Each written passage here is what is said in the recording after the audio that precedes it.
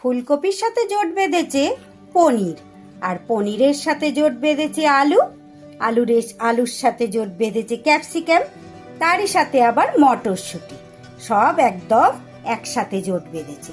নমস্কার বন্ধুরা, Rupa's simple and daily লাইফে আপনাদের সবাইকে অনেক অনেক স্বাগত। আজ আমি একটা ফুলকপি আলু পনির ক্যাপসিকামের রেসিপি নিয়ে চলে এসেছি। তাহলে সঙ্গে থেকে দেখে নিন। অতি লোভনীয় আমার আজকের রেসিপি। রুটি, লুচি, নান, পরোটা, ফ্রাইড রাইস, পোলাও সবকিছুর সাথে আপনারা পরিবেশন করতে পারবেন।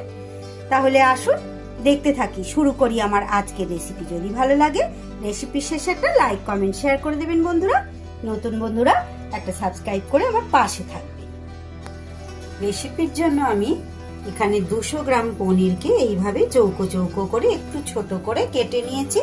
আপনারা চাইলে বড় করে কাটতে পারেন। আর এখানে একটা মাঝারি সাইজের ফুলকপি, আমি কিন্তু এটা ভাপ দিইনি, গরম জলে খুব ভালো করে ভিজিয়ে রেখে ধুয়ে নিয়েছি। না হলে কিন্তু ফুলকপি যতই ফ্রেশ হোক না কেন পোকা ঠিক কিন্তু দু একটা থাকেই। আর মাঝারি সাইজের একটা আলু এইভাবে ডুমো ডুমো করে কেটে নিয়েছি। গ্যাসে আমি কড়াই বসিয়ে দিয়েছি। সবার প্রথমে আমি পনিরের টুকরোগুলো ভেজে নেব। এখানে আমি 2 টেবিল চামচ ঘি দিয়ে দিলাম। ঘি দিয়ে কিন্তু পনিরটা ভাজলে তার স্বাদ একদম অন্যরকম হয়। ঘিয়ের পরিবর্তে এখানে কিন্তু আপনারা সাদা তেলও ব্যবহার করতে পারেন। তবে ঘিয়ে পনিরটা ফ্রাই করলে কিন্তু একটা সুন্দর গন্ধ তো থাকেই ঘিয়ের, সেই সাথে পনিরটা খুব নরম থাকে। পনিরগুলো এইভাবে ভেজে তুলে নিয়ে কড়াইতে আমি আরো 1 টেবিল চামচ সাদা তেল দিয়ে দিয়েছি। এবার আমি আলুগুলোকে ভেজে নেব। আগে আমি রাইস ব্র্যান অয়েল দিয়েছি বন্ধুরা, আপনারা এখানে সাদা তেল ব্যবহার করবেন। আলুর মধ্যে একটু নুন দিয়ে দিচ্ছি।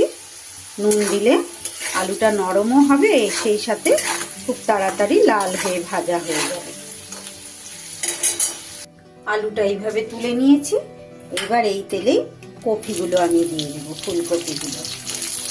আলুটা কিন্তু আপনারা স্কিপও করতে পারেন, শুধু এখানে ফুলকপি দিয়েও কিন্তু করতে পারেন। ফুলকপিগুলো যতটা সম্ভব সুন্দর করে ভেজে নেব। ফুলকপিগুলো ভাজা হতে হতে আমি একটা মশলার পেস্ট তৈরি করে নিয়ে চলে আসবো। মশলার জন্য এখানে আমি একটা মিক্সির বাটি নিয়ে নিয়েছি। ওর মধ্যে আমি 1 টেবিল চামচ দিয়ে দিলাম পোস্ত। পোস্তটা আগে শুকনো ঘুরিয়ে নিয়ে ভালো করে তারপরে দিয়ে দেব 10-12টা কাজু আর 10-12টা কিশমিশ। পোস্তর মধ্যে দিয়ে তারপরে জল দিয়ে আমি একটা মিহি পেস্ট তৈরি করব। আগে শুকনো ঘুরিয়ে নেব পোস্তটাকে। এইভাবে একটা পেস্ট তৈরি করে নিয়েছি। ফুলকপিগুলো এইভাবে আমি ভেজে তুলে নিয়েছি। এবার কড়াইতে দিয়ে দেব আবারও 1 চামচ তেল। 1 টেবিল চামচের মতো আবারও তেল দিয়ে দিলাম। ফোড়নে দিয়ে দেব আমি একটা তেজপাতা আর গোটা গরম মশলা। থেতো করে আমি গরম মশলাটা দিয়ে দিয়েছি। 3টে এলাচ, 3টে লবঙ্গ আর একটু দারচিনি। ফোড়ন থেকে সুন্দর গন্ধ বেরোলে আগে একটু তেলের ওপর আমি নুন দিয়ে দেব, না হলে ছেটকাবে মশলাটা।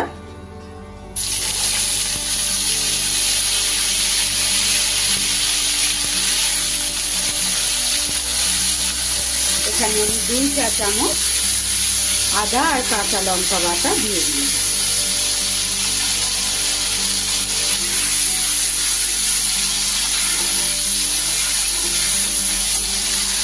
আদা কাঁচা লঙ্কার গন্ধ চলে গেলে এখানে দিয়ে দিলাম একটা মাঝারি সাইজের টমেটো বাটা। চাইলে আপনারা টমেটোটা কুচি করেও কেটে দিতে পারেন, তবে টমেটোটা বেটে দিলে গ্রেভিটা খুব সুন্দর হয়, তাই টমেটোটা আমি বেটে দিয়েছি, মানে মিক্সিতে পেস্ট করে দিয়েছি। টমেটো থেকেও কাঁচা গন্ধ চলে গেলে এবার আমি কিছু গুঁড়ো মশলা এতে অ্যাড করে দেব। এখানে আছে আমার 1 চা চামচ কাশ্মীরি লঙ্কার গুঁড়ো, 1 চা চামচ ধনে গুঁড়ো আর 1/2 চা চামচ জিরে গুঁড়ো। আমি কিন্তু আজকে রেসিপিতে হলুদ ব্যবহার করব না। এগুলো সব একসাথে মিশিয়ে খুব ভালো করে কষিয়ে নেব। সামান্য একটু টমেটো বাটা, বাটি ধোয়া জল একটুখানি দিয়ে দিলাম, গুঁড়ো মশলাটা যাতে পোড়া না লেগে যায়। এইভাবে যখন মশলা থেকে তেল ছেড়ে দেবে, এইবার দিয়ে দেব আমি কাজু কিশমিশ আর পোস্ত যে বাটাটা বেটেছিলাম মশলাটা, সেইটা দিয়ে দিলাম। দিয়ে সবকিছু আবারও একবার ভালো করে কষিয়ে নেব। এইবার দিয়ে দেব আমি পরিমাণ মতো নুন। নুনটা কিন্তু এর আগেও আমি অল্প অল্প করে দুবার ব্যবহার করেছি, তাই একটু বুঝে শুনে দিতে হবে। আর যেহেতু পোস্ত আর কাজু বাদাম দেয়া আছে, নিচে কিন্তু মশলাটা আমার লেগে যাবে, তাই একটু কিন্তু নাড়ানো বন্ধ করলে চলবে না। যখন মশলা থেকে এই ভাব তেল ঘিটা ভেসে উঠবে, তখন বুঝে নিতে হবে মশলা কিন্তু আমার খুব ভালো করে কষানো হয়ে গেছে। এবার ভেজে রাখা আলুগুলো আমি দিয়ে দেব। আবারও বলছি, চাইলে আপনারা কিন্তু আলুটা স্কিপ করতে পারেন। আর দিয়ে দিচ্ছি আমি ভেজে রাখা ফুলকপিগুলো। সবকিছু এবার মশলার সাথে মিশিয়ে নেব। ফুলকপি আলু কিন্তু সুন্দরভাবে মেশানো হয়ে গেলে দেখতেই পাচ্ছেন কি সুন্দর তেল ছেড়ে দিয়েছে। এইবার দিয়ে দেব আমি এখানে কিছুটা গরম জল।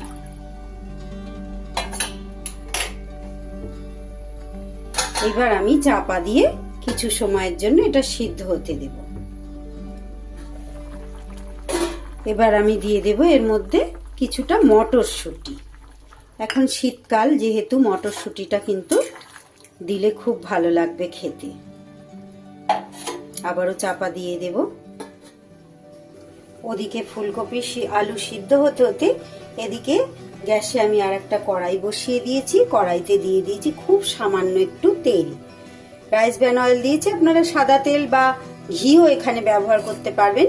ফোড়নে দিয়ে দিচ্ছি দুটো শুকনো লঙ্কা আর খুব সামান্য একটু মৌরি। ফোড়নটা থেকে সুন্দর গন্ধ বেরোলে এখানে আমি একটা বড় সাইজের অর্ধেকটা ক্যাপসিকাম কেটে রেখেছি চৌকো চৌকো করে। ক্যাপসিকামের সাইজ যদি ছোট হয় আপনারা পুরোটা দেবেন, বড় ছিল বলে আমি অর্ধেকটা দিয়েছি। এটা ক্যাপসিকামটা জাস্ট একটুখানি আমি 30 সেকেন্ডের মতো একটু কড়ায় নাড়িয়ে নেব। বেশি সময় নাড়ানোর দরকার নেই, তাহলে কিন্তু ক্যাপসিকামের যে আসল গন্ধটা সেটা চলে যাবে। আর রেসিপির মধ্যে কিন্তু মানে কি বলবো, বেশি সিদ্ধ হয়ে গেলে একদমই খেতে ভালো লাগবে না। তাই কয়েক সেকেন্ডের জন্য নেড়ে নিলাম, 30-40 সেকেন্ড নেড়ে নিয়েছি। এবার গ্যাসটা আমি বন্ধ করে দেব।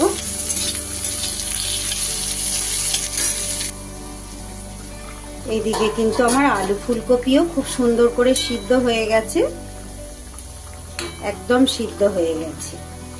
এই অবস্থায় আমি পনিরগুলো দিয়ে দেব। ভেজে রাখা পনিরের টুকরোগুলো দিয়ে দিলাম, হালকা হাতে মিশিয়ে দেব। একবার বন্ধুরা এইভাবে আপনারা তৈরি করে খেয়ে দেখবেন। শীতকালে তো ফুলকপি, ক্যাপসিকাম এগুলো সবই অ্যাভেলেবেল থাকে। এবার আমি দিয়ে দেব খুব সামান্য একটু চিনি। যেহেতু কিশমিশ দেয়া আছে আমার, তাই সামান্য একটুখানি চিনি দিলাম। চাইলে এটা আপনারা নাও দিতে পারেন। দিয়ে দিচ্ছি, হাতে একটু ঘষে নিয়েছি কসুরি মেথি। দিয়ে দিচ্ছি খুব সামান্য একটু গুঁড়ো গরম মশলা।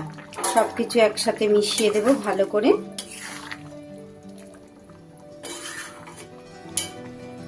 এইবার দিয়ে দেব এই ভেজে রাখা ক্যাপসিকামগুলো।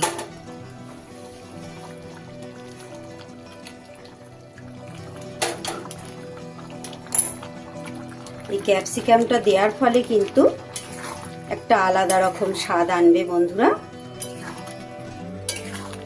মিনিট 2 ফুটিয়ে নিলেই কিন্তু রেসিপিটি আমার তৈরি হয়ে গেল। সবকিছু খুব ভালোভাবে মিশিয়ে দিচ্ছি। তাহলে আমার আজকের রেসিপি কেমন লাগলো বন্ধুরা? ফুলকপি পনিরের এক অনবদ্য রেসিপি। এটা আপনারা রুটি, লুচি, নান, পরোটা, তাছাড়া ফ্রাইড রাইস, পোলাও, যে কোনো ঠাকুরের ভোগে, নিরামিষ যে কোনো দিনেই কিন্তু আপনারা এই রেসিপি তৈরি করে খেতে পারবেন। তাহলে রেসিপিটা এখানেই শেষ করছি বন্ধুরা। আবার ফিরে আসছি আগামী দিন অন্য কোনো রেসিপি বা ব্লগের সাথে। ততক্ষণ আপনারা সবাই খুব ভালো থাকুন, সুস্থ থাকুন। আর কেমন হয়েছে অবশ্যই কিন্তু একটা ছোট্ট কমেন্টের মাধ্যমে আমাকে জানিয়ে যাবেন। আমি অপেক্ষা করব আপনাদের কমেন্টের জন্য।